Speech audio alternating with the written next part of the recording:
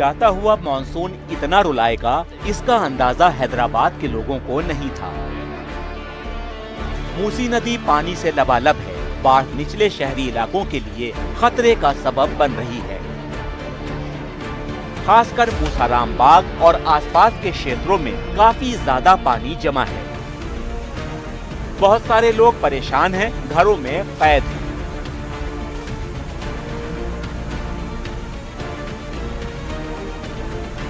अब इन तस्वीरों को देखिए। इन लहरों की गूंज साफ इशारा कर रही है कि खतरा बड़ा है। दूर दूर तक नदी का विस्तार डरा रहा है। शहरी इलाकों में पानी बढ़ता ही जा रहा है। अब इन तस्वीरों को देखिए। यहाँ हालात बहुत बिगड़ चुके हैं। लोग अपने घर खाली कर रहे हैं। अंदर तक पानी भरा है। डूबी हुई गाड़ियों को कुछ इस तरह से हटाया जा रहा है।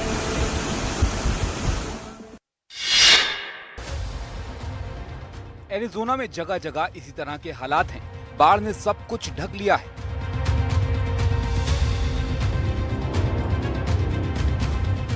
गाड़ियां तैर रही हैं, इंसान बेबस है। अब इन तस्वीरों को देखिए। पानी कितनी तेजी के साथ शहरी इलाकों में घुस रहा है। इन लहरों में खतरनाक उफान है।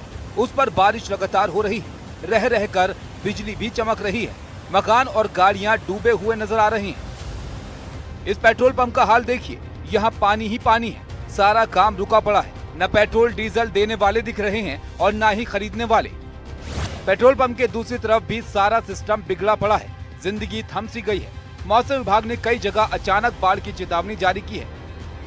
एहतियातन कई सड़कें बंद कर दी गई हैं। बिजली गिरने का भी खतरा है। लोगों को घरों में रहने की सलाह दी गई है।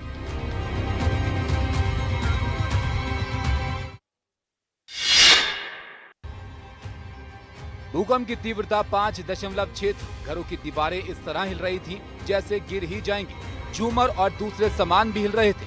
सब मिलाकर कह सकते हैं कि ये मंजर लोगों को डरा रहा था। भूकंप का असर जमीन से 10 किलोमीटर अंदर तक था। डिंगशी शहर के लोंगशी समेत कई काउंटियों और तियानशुई शहर की वुशान काउंटी में झटके महसूस किए गए। स्थानीय प्रशासन के मुताबिक प्रभावित जगहों पर कोई भी शख्स घायल नहीं है, लेकिन लोंगशी के ग्रामीण इलाकों में कुछ घरों को नुकसान पहुंचा है। जहाँ नुकसान हुआ है वहाँ फायर ब्रिगेड के साथ प्रशासन के दूसरे अधिकारी कर्मचारी लगाए गए। हालात सामान्य करने की कोशिशें की जा रही हैं। इन टीमों के काम की निगरानी भी हो रही है। साथ ही राहत प्रयासों को और मजबूत करने के लिए प्रभावित क्षेत्रों में अलग से टीमें भी भेजी गयी।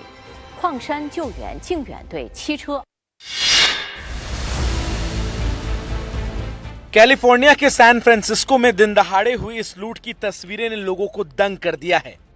बस दरवाजा खुला और फिर इतने लुटेरे अंदर घुसे कि गिनती भी कम पड़ गई। सबसे पहले स्टोर के कर्मचारियों को गन पॉइंट पर रखा गया। दहशत मचाई गई और फिर शुरू हुआ दिन दहाड़े लूट का हैरान कर देने वाला खेल। जिसके हाथ में जो हिस्सा लगा वहां से ज्वेलरी की लूट की। किसी भूखे की तरह टूट पड़े इन लुटेरों की दहशत समझी जा सकती है कि सबके हाथों में धारदार हथियार और बंदूकें हैं। यानी अगर स्टोर कर्मचारी आवाज भी करते तो वो जिंदा नहीं बच पाते। चौंकाने वाली बात यह है कि स्टोर में घुसने के बाद उसके दरवाजे बंद हो गए थे, जिसे लुटेरों ने गोली मारकर तोड़ा।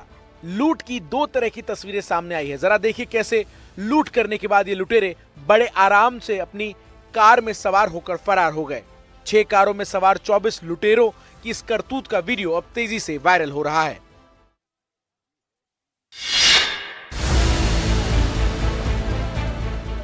लाखों की भीड़ और हर हाथ में हथियार। ये तस्वीरें यमन की हैं, जहां गाजा पट्टी में फिलिस्तीनियों के समर्थन में यमन के प्रदर्शनकारियों ने राजधानी सना की सड़कों पर प्रदर्शन किया। जरा देखिए यहां कैसे जनसैलाब नजर आ रहा है। इजराइल ने हाल ही में यमन पर हवाई हमले किए थे, जिसमें 4 बच्चों की मौत सहित कम से कम 9 लोग मारे गए थे। ये विरोध और जनसैलाब उसके बाद सामने आया है। शुक्रवार को लाखों लोग सना की सड़कों पर राइफलें, फिलिस्तीनी झंडे और बैनर लिए देखे गए, जहां लोगों ने इजराइल विरोधी नारे लगाए और जमकर प्रदर्शन किया।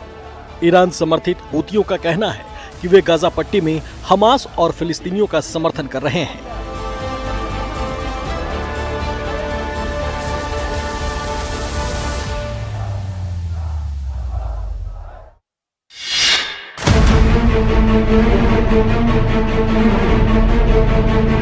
Это поезд. मालगाड़ी की बोगियों में पेट्रोल रखा था।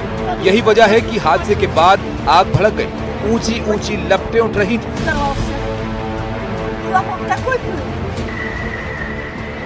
हादसे के बाद ट्रेन का एक हिस्सा कटकर अलग रह गया था।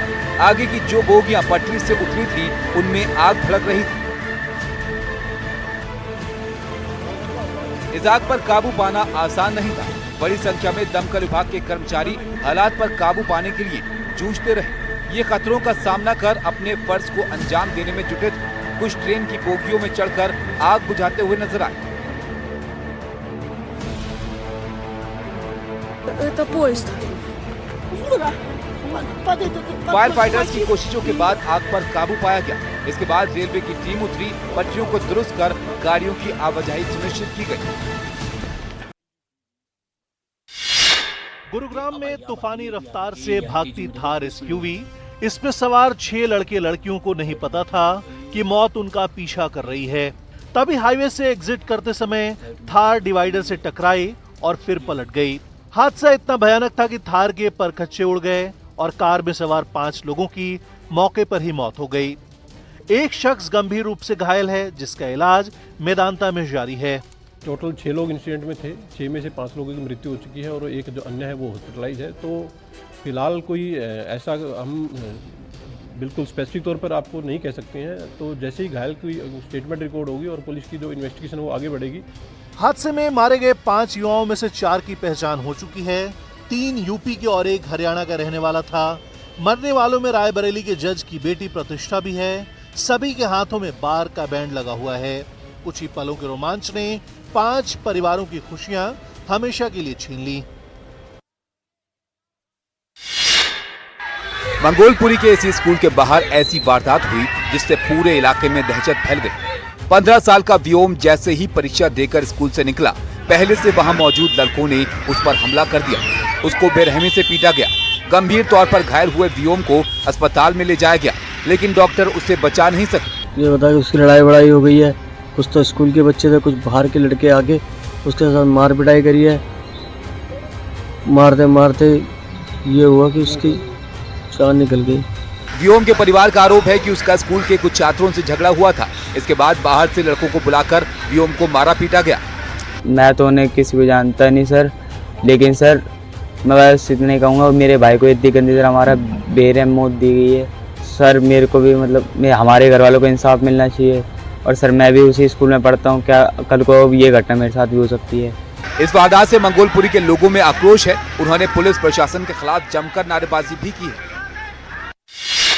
मैंने जो ऐलान किया था उसके मुताबिक अमल किया जाएगा। आई लव मोहम्मद के मुद्दे पर मस्जिद के बाहर प्रदर्शन का मौलाना तौकीर रजा ने बयान न दिया होता तो गुरुवार को बरेली के नोवेल्टी चौराहे पर हालात ऐसे अराजक न होते, न हिंसा होती, न पुलिस को लाठीचार्ज करना पड़ता। इसके बाद 9 महिला मस्जिद से रजा मस्जिद के बीच माहौल बिगड़ता चला गया। शक है कि एक साजिश के तहत नाबालिगों को भड़काकर मौलाना तौकीर ने माहौल खराब करने की साजिश रची। इस बीच तौकीर रजा का कहना है कि उन्हें नमाज से पहले ही पुलिस प्रशासन ने घर पर रोक दिया था। घर पर नजरबंद तौकीर रजा के तेवर अब भी वैसे ही हैं। ये मुनज़्ज़म साजिश के तहत हुआ। जितना दबाया जाएगा ये मामला उतना उभरेगा। अगर हमें हमारे मजहबी उमूर से रोकने की कोशिश की जाएगी। दोपहर होते होते तौकीर रजा को पुलिस ने गिरफ्तार कर लिया।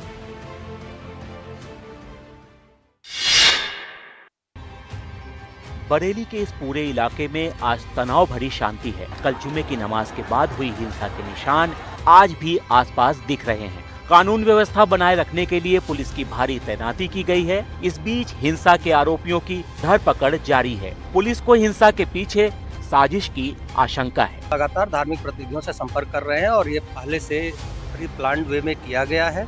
जो भी लोग इसके पीछे हैं, जिन्होंने भी कॉल की थी, किसी को भी बख्शा नहीं जाए।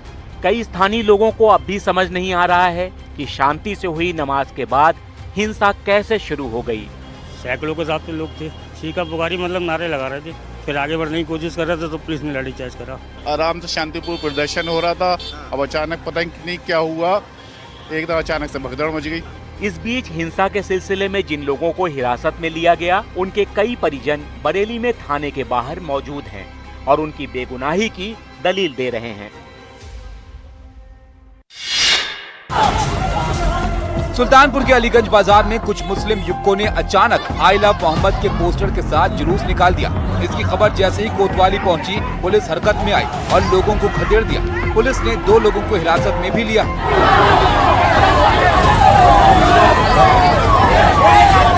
उधर कासगंज के गंज डुडवारा में भी माहौल गर्मा गया। यहाँ अपने घरों पर बैनर लगाने को लेकर एक ही समुदाय के 2 पक्ष आमने सामने आ गए।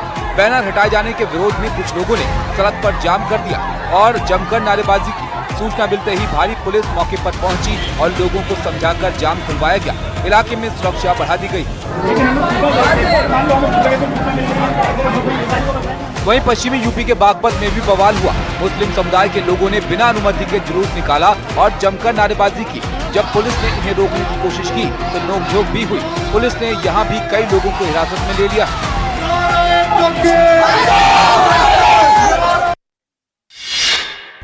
जमीन को लेकर मामूली विवाद और उसके बाद जमकर फसाद।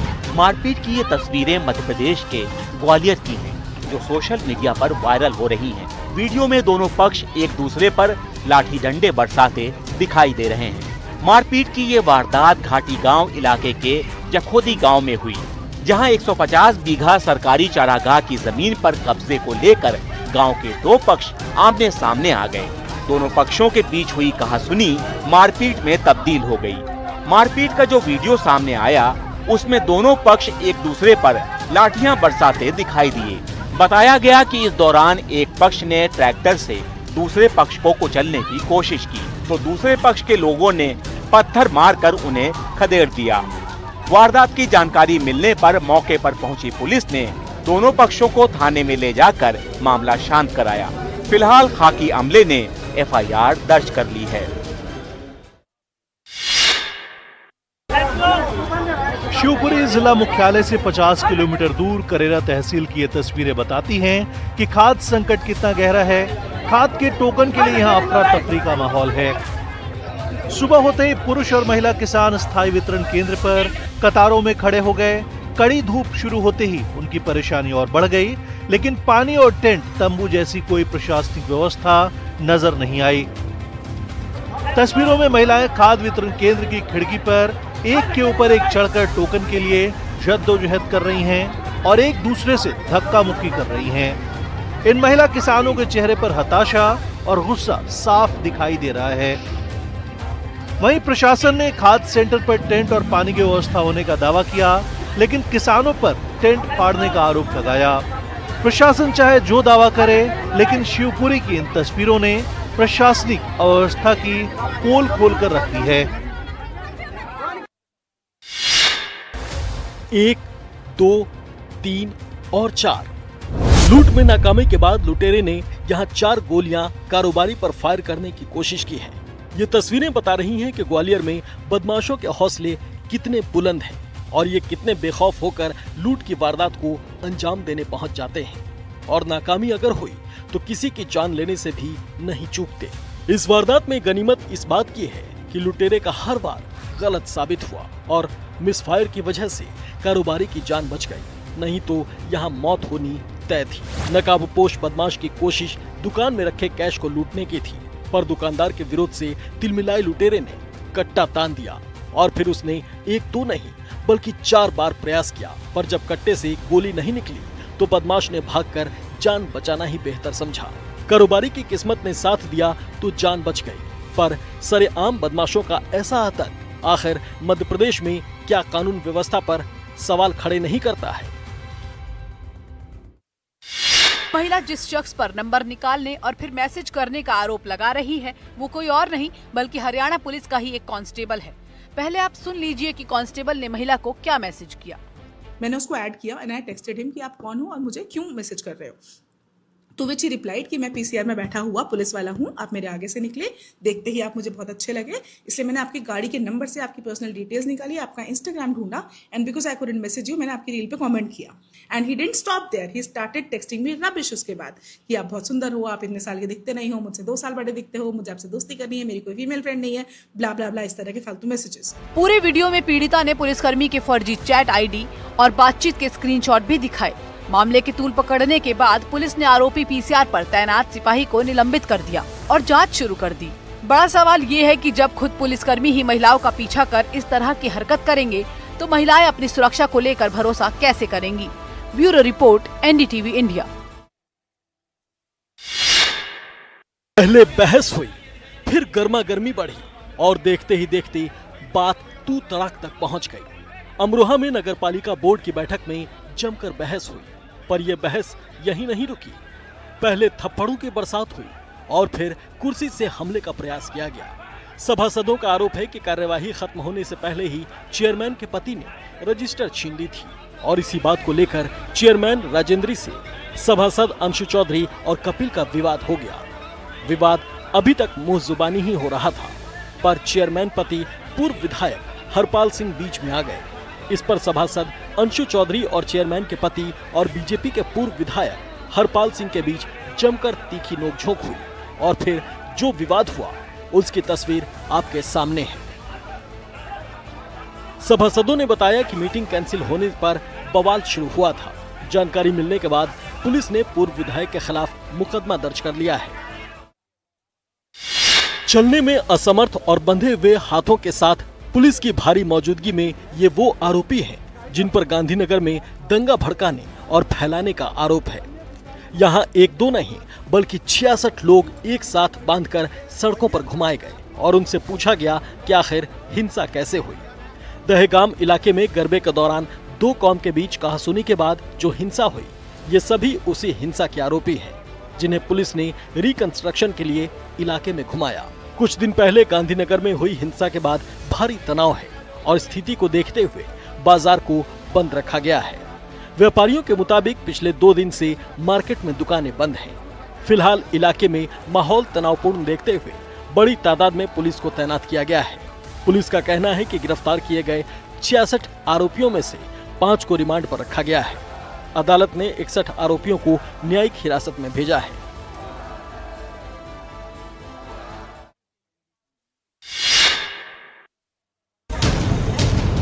छेड़छाड़ का आरोपी इन 2 महिलाओं के शिकंजे में था। दोनों का गुस्सा सातवें आसमान पर था। थप्पड़ पर थप्पड़ बरस रहे थे। मामला सिविल लाइन थाना क्षेत्र के साकेत चौराहे का है। शोर शराबा सुनकर आसपास के लोग जमा हो गए। आने वाले भी गाड़ियों को रोक रोक कर खड़े थे। अब भागने का कोई रास्ता नहीं था।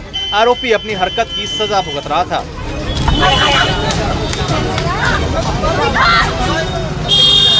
ये पैर पकड़कर माफी मांग रहा था, लेकिन महिलाएं बख्शने के मूड में नहीं थी। भीड़ भी उनका पूरा साथ दे रही थी। किसी ने इस पिटाई का वीडियो बना लिया जो खूब वायरल हो रहा है।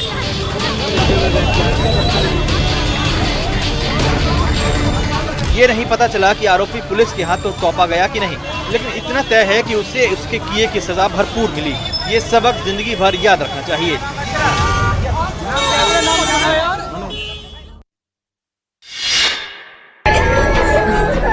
आंखों से समंदर बह रहा था। जिन्होंने लिखना पढ़ना सिखाया उनसे दिल का नाता था। छात्र अपनी भावनाओं को काबू नहीं रख पाए। बिलक बिलक कर रोते बच्चों को देख हर आंख नम थी। जो शिक्षक विदा हो रहे थे वो भी रो रहे थे। स्कूल से रवाना हो रही ये महिला शिक्षक भी बच्चों को समझाती नजर आई। खुद को संभालना भी इनके लिए मुश्किल हो रहा था। सरकारी स्कूल से शिक्षक संदीप काले और जयप्रभा कोकाटे का तबादला हुआ था। गुरुवार को स्कूल में उनका आखिरी दिन था। गांव के लोग भी जमा थे। गुरुजनों को शुक्रिया कहने आए थे। ये आंसू ही इन शिक्षकों की असली कमाई है। ये गवाही दे रहे हैं कि इन अध्यापकों ने अपने फर्ज को कितनी ईमानदारी के साथ अंजाम दिया है।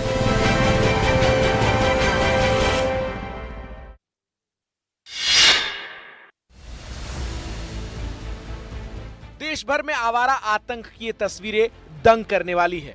2 अलग अलग राज्य और उसके जो अलग अलग शहरों पर सांडों के अटैक का वैसा ही कहर। दोनों ही घटनाओं में महिलाएं बुजुर्ग हैं।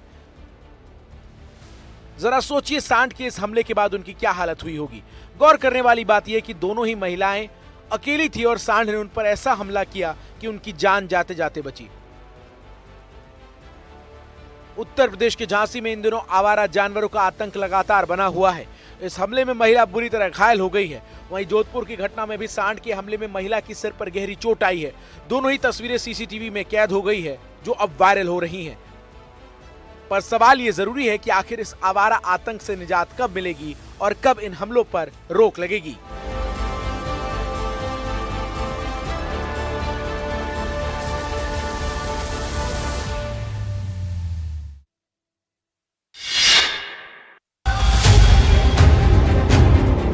कुछ तस्वीर लेने वाले, कुछ तमाशा देखने वाले और कुछ लोग जान बचाकर भागने वाले। ये नज़ारा हरिद्वार के देव विहार कॉलोनी का है, जहां की सड़कों पर जंगली हाथियों का झुंड मदमस्त होकर टहल रहा है। हाथियों की चाल में इतना इत्मीनान है कि मानो वो अपने इलाके में टहल रहे हैं। जिधर जिधर हाथियों का झुंड जा रहा था, लोग भी उधर का रुख कर रहे थे। कुछ लोगों ने रोशनी के सहारे इन्हें भगाने की कोशिश की, कुछ लोग शोर मचाकर उन्हें डराने की कोशिश करते रहे, लेकिन मस्त मौला हाथियों का झुंड इससे बेखबर नजर आया और फिर गलियों से होता हुआ जंगल में दाखिल हो गया। हरिद्वार शहर राजाजी टाइगर रिजर्व और घने वन क्षेत्र से घिरा हुआ है। ये हाथी इसी जंगल से निकलकर आबादी वाले इलाकों में आते हैं।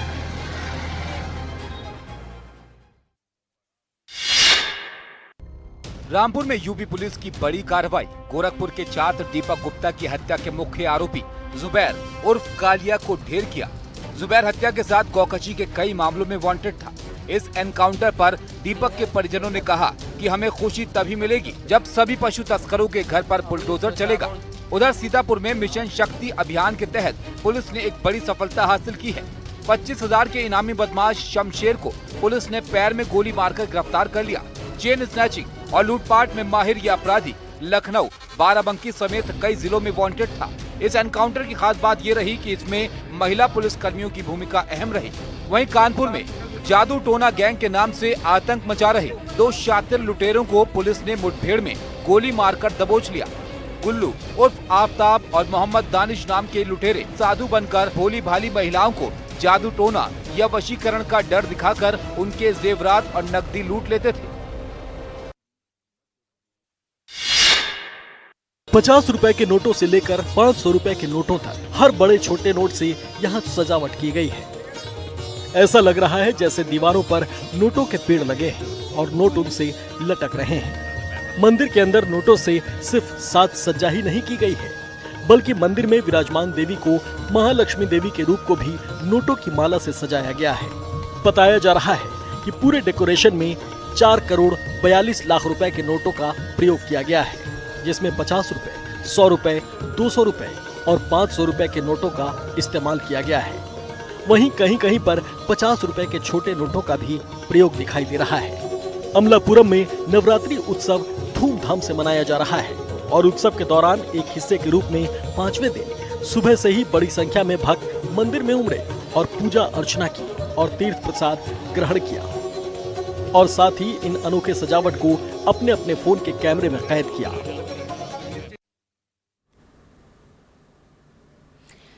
और चलिए अब बात करते हैं महामुकाबले की। कल भारत और पाकिस्तान का महामुकाबला होना है। इसको लेकर न सिर्फ रोमांच बल्कि दोनों मुल्कों में तनाव भी चरम पर है।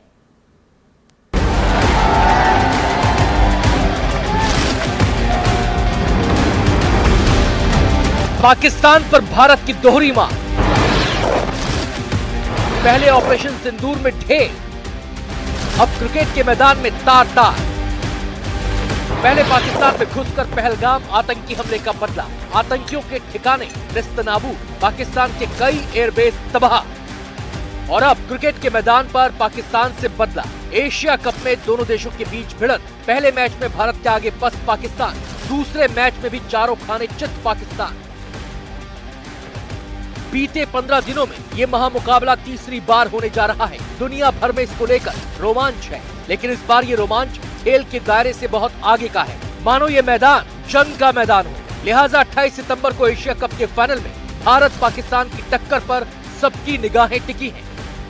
इससे पहले पहलगाम हमले के बाद पहली बार क्रिकेट के मैदान पर भारत पाकिस्तान 14 सितंबर को आमने सामने नजर आए। मैच दुबई में खेला गया। टॉस से ही दोनों टीमों के बीच तल्खी का तांडव शुरू हो गया। टीम इंडिया के कप्तान सूर्य कुमार ने पाकिस्तान के कप्तान से हाथ नहीं मिलाया। फिर क्या था, पूरे मुकाबले पर इस हैंडशेक विवाद की आग नजर आई। पाकिस्तानी खिलाड़ी मुंह ताकते रह गए।